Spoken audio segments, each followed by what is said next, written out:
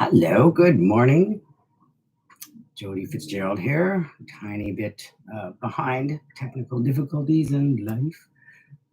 Thanks for joining me. I am here to do my Friday show of a dog's view to help you step into a dog's paws and get a view of life for dogs and to help to understand what they're going through and what they need from us to be successful in our world and our lives and our environments that we put them in. So I am a licensed family dog mediator, and I have used to be a nurse, and now my world is immersed in dogs, and I love helping people have better relationships and lives with their dogs. It's just amazing how good it feels to have so much success lately. And one of the biggest ways that I have helped people understand, and I am learning more myself all the time, is how amazing the nose is for the dog.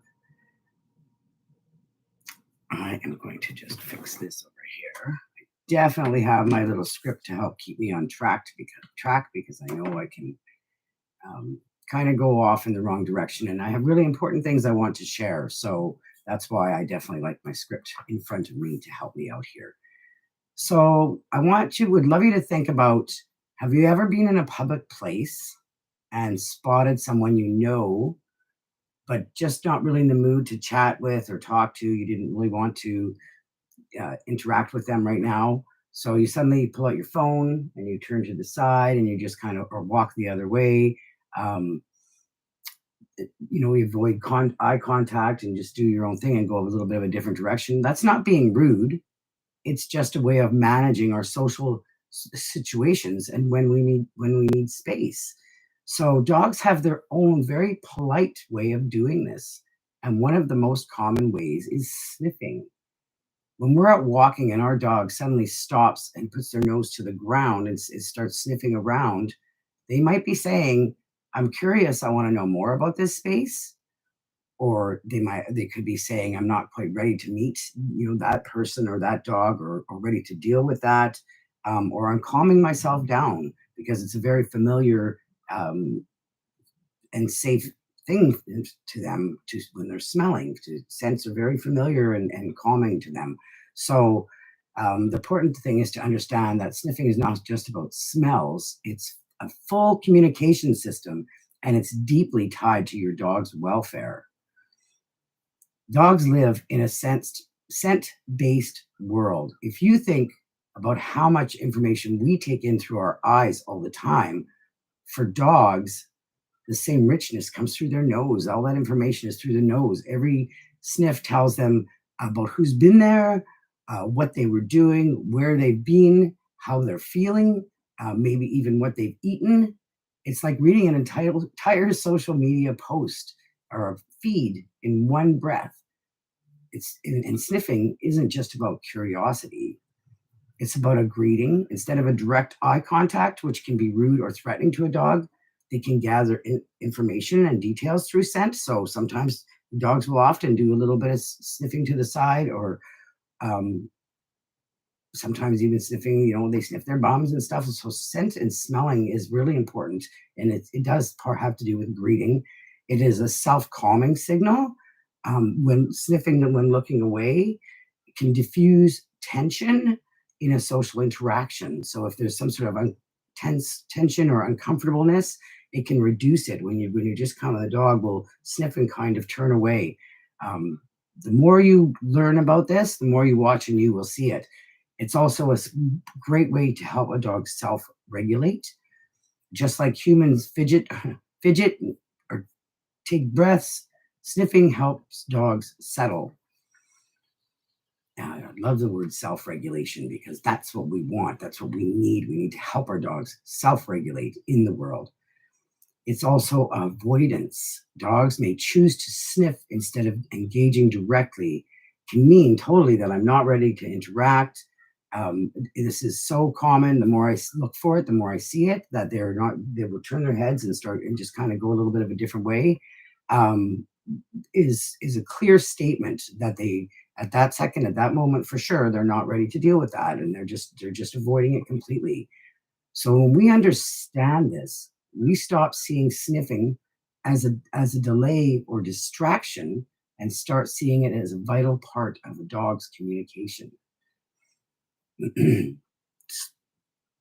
It's been very smoky here, and my eyes are just burning for days, but it could be worse. We're just putting up with smoky air. Thank goodness. Could be worse. So, sniffing through the legs model. I love looking at behavior through the legs model, the learning, the environment, the genetics, and the self. And let's apply this to sniffing. So, when we look at learning, has your dog even learned that sniffing is allowed? Some dogs get rushed along on walks so often, and whenever they want to stop and explore, they just get rushed along. They don't get to stop and enjoy what they're smelling, what their experience, what the amazing scent is telling them, and they want to explore and learn more about that scent. And other dogs have learned that it's okay and it's good, and they get rewarded for engaging with scents. And this builds their confidence in their environment, because that gives them all sorts of information about the environment when they can smell. um, Environment where we walk really matters. And on a busy sidewalk, a dog might take quick, short sniffs, partly because they're alert to noise and movement. And it really is true. Like, if they're not sure what's going on, they'll be just taking little short little sniffs, and it kind of helps them to digest the new sounds at the same time. And the movement of cars and traffic or whatever it is, bikes, people walking around. Sometimes on a busy sidewalk, the dog will be stopping and sniffing lots, and it's just because they're just kind of paying attention, and their sniffing makes it easier for them to deal with all that going on. And in a quiet park or trail, you'll see longer, deeper sniffs as they feel safer and have time to process everything that's going on. So environment makes a big difference about to do with sniffing, um, for sure. It's amazing how different, when you start paying attention, you'll see it, and that's even, yeah, when talking to clients, right? Like, if a dog is really pulling a lot, sometimes they're pulling to sniff, and if you add that into the walk, it can just and use that for helping them to digest the environment. It's amazing how much it can help them process it. Genetics, breed tendency play a huge role. Scent hounds like beagles, bloodhounds, or bassets are built for sniffing. Their bodies, brains, and even their droopy ears help capture scents. Their ears are even made to help pull the scents right into their nose, and it actually creates a circulation of the air coming through. It's quite amazing and interesting, and they're just their nose and they have all these extra olfactory senses that and nerves that help them smell the world. And so genetics can be huge. And other breeds may be less scent driven, but still use sniffing for communication. Definitely, um, you can see dogs. There are dogs that it's part of their body language and their self regulation. And their how they understand the world is definitely through their nose, even though they're not a scent hound. And the self, this is the dog's personal state in that moment, and it adds up with the things from the past, and bad. So a tired dog may sniff less, or a nervous dog may sniff more as a coping tool. This has to do with things like even the trauma in the past, how they feel in new spaces, or with the scent. It's definitely scents can bring back memories, I do believe, and pain, hunger, and excitement. All of these can affect how and why sniffing happens. So what's going on in that moment, um, for sure, can make a difference. So sniffing is just a great conversation, and is something that, when we think about the learning, the environment, the genetics, and the self of the dog, it helps us to understand what's going on and what they need to do. Sniffing and total welfare. I like to connect sniffing with total welfare, because sniffing isn't just fun. It touches every part of a dog's well-being.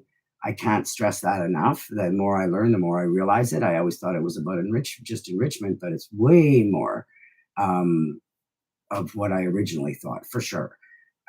So for total welfare, we get to look at the physical. Walking at a sniffing pace engages different muscles than constant pulling, and it's also gentle on joints. So it's great. It's better when they're sniffing and they're just moving along, and instead of pulling to try and get to things all the time.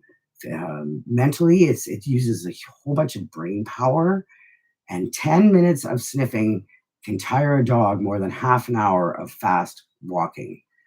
So the walk doesn't have to be difficult. If you let your dog just sniff, it's actually a lot easier than you think. And it's much more of what many dogs need, being able to sniff instead of just walking at a fast pace. Emotionally, having control over where they go and what they explore boosts their confidence and reduces stress. There's so much benefits to sniffing. Socially, for welfare, sniffing is part of a polite dog to dog interaction. So letting them meet without direct confrontation. It can it's a natural thing for a dog to do if they are just doing a bit of sniffing around and walking away. And we know sometimes that they sniff little sniff on the bum. It's a bit of a communication. It's it's a saying hello way action for dogs. So it's a getting to know you kind of thing a little bit. So there's they use their nose for all sorts of communicating socially, for sure. And natural, this is how dogs are wired to experience the world. Denying it removes a huge part of what makes them feel, act, and live like dogs. We need to keep this sniffing in it. When we give dogs permission to sniff, we're saying, I respect your way of understanding the world. It's not just about letting them enjoy the walk. It's about meeting their needs for information, social connection, and emotional balance. So the next time you're walking your dog and your dog stops to sniff, think of it as them reading the neighborhood newspaper, checking in on friends, and managing their own feelings all at once. If you want to learn more about how to read your dog's body language and meet their needs for a calmer, happier life, please book a private training session with me and I can create a plan that works for your dog's own learning environment, genetics, and self while supporting their total welfare. This is such an important topic, and I think is life changing for dogs and owners when they understand more about sniffing. And for years, I understood sniffing as something good for dogs, right? Natural enrichment and calming. That's why I leaned into enrichment games, and I created creative ways to let dogs search, explore, and have fun using their noses. I'm always encouraging search. I'm always encouraging puzzle games and using snuffle mats and doing something other than just their bowl for food, to make it more natural, because dogs don't normally just find a bowl of food in the bush. They never just used to find a nice big bowl of kibble sitting there, right? They had to work for it. They were foraging to meet their daily needs. So I knew having these activities for them was helping to meet some of their needs. But now I know I'm seeing a much deeper level, a whole new layer. Sniffing isn't just about scent; it's about social survival. We were talking about this recently in one of the family dog mediation conversations. It was fantastic. And I really started thinking about it and watching even more. And it has shifted how I see the dogs work with already. Sniffing can be chosen as an avoidance.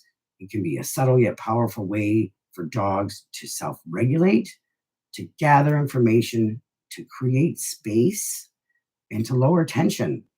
And since paying closer attention, I've watched dogs use this strategy in beautiful ways. Sometimes turning their head just slightly while still watching something. They'll just turn their head and start sniffing when something that makes them uneasy. Other times they fully turn away and just ground themselves in another familiar scent and the comfort of that scent. So recognizing and thinking about this, how very much it can make a huge difference when a dog is allowed to use their nose. And when you start using that to help them self-regulate and live in the world, it can really make a big difference for your dog. Please, I'm going to throw in my link here. Where is it? Oops, what did this just do? Hang on here. There it is. And I'm going to go, whoops. like that. Put my link in there. Please book a call. Don't be hesitate. Don't hesitate to let anybody know if they need help. They can connect with me. I really want to. I love this work. I love helping dogs. This is life changing stuff, and I can't wait to um, help more dogs and see more results. It's amazing. So please subscribe to my YouTube channel and don't hesitate to let me know. Let me know your smelling experiences with your dog. Any scent where you know when you start noticing things, or have you noticed things about what they do with their nose when they're communicating? It's really when you start looking for it, it's really obvious. It becomes very obvious that uh, they are using their nose for far more than we think. And this is just the beginning, and it's just going to get better. I love learning this stuff, and I love helping dogs. So have a great day, and don't forget to subscribe and um, share with anybody struggling that's having difficulties with their dog. Have a great day. Thanks for watching.